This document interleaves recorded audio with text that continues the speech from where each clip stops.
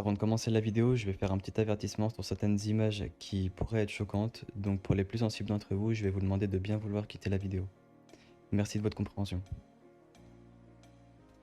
Le pica est un trouble du comportement alimentaire caractérisé par l'ingestion durable de substances non nutritives et non comestibles comme par exemple de la terre, des craies, du sable, du papier, du plastique, de la cendre de cigarette, etc. Ce comportement peut relever de la médecine et de la psychiatrie ou de la psychologie sociale et de l'anthropologie culturelle. Il fait encore l'objet d'études socio-culturelles et médicales visant à mieux comprendre l'étiologie de la maladie. Ces causes restent mal comprises et controversées. Le pica peut être bénin ou au contraire mettre en jeu le pronostic vital.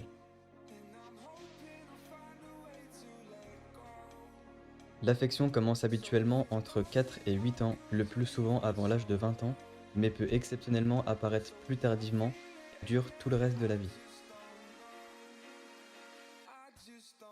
Elle se traduit par l'apparition de macules squameuses et de papules d'évolution parfois exubérantes, pseudo-tumorales essentiellement au niveau des mains et des pieds.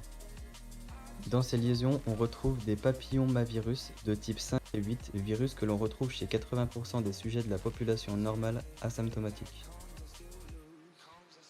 D'autres types de papillomavirus peuvent parfois être identifiés. On dénombre environ 200 personnes atteintes de cette affection cutanée, également appelée maladie de l'homme arbre. La photophobie est une sensibilité accrue, voire une intolérance à la lumière.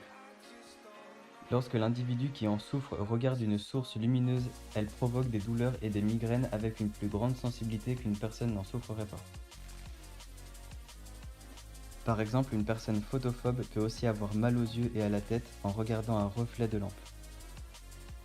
Ce mal est donc une sensibilité visuelle pénible produite par la lumière, parfois au cours de certaines maladies. L'hypertrichose est une maladie rare qui provoque un développement excessif de la pilosité, notamment sur le visage. D'où son autre appellation, syndrome du loup-garou.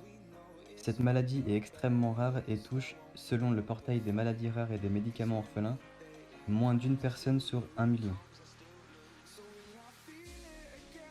L'hypertrichose est donc un trouble dermatologique avec l'apparition généralisée ou locale de poils de façon anormale. Le syndrome de Proté est une maladie génétique complexe comprenant des amartomes de taille importante, impliquant plusieurs tissus tels que le tissu conjonctif, tissu épiderme ou le tissu osseux. Elle se manifeste dès la naissance et les amartomes grandissent au cours de la vie. Il y a diverses tumeurs possibles, telles que des tumeurs de l'ovaire, des tumeurs testiculaires, des tumeurs de parodite et des tumeurs du système nerveux sont parfois associées avec les amartomes. Le syndrome est individualisé pour la première fois en 1976, mais n'est nommé ainsi qu'en 1983.